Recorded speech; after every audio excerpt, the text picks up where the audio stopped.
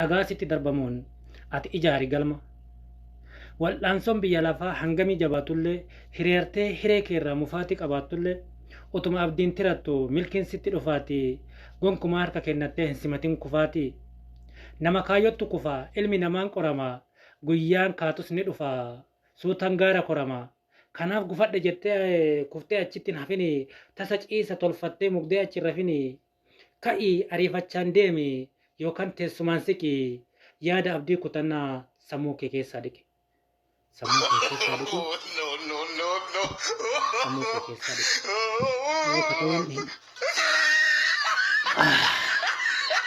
Yaada abdii kutannaa sammuu kee keessaa dhiqi. Dhiqni kun. Dhiqee jira.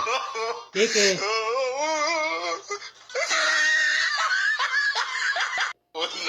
Dhiqee jira. Kira gaafa kaanitti gaafa rakkoo dhibama. Maqaa kee qulqulluutu dabaan cilee dibama.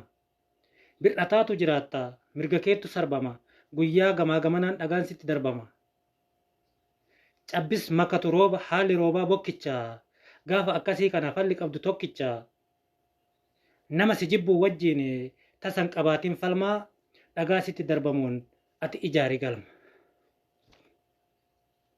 Dhagaa sitti darbamuun ati ijaari galma.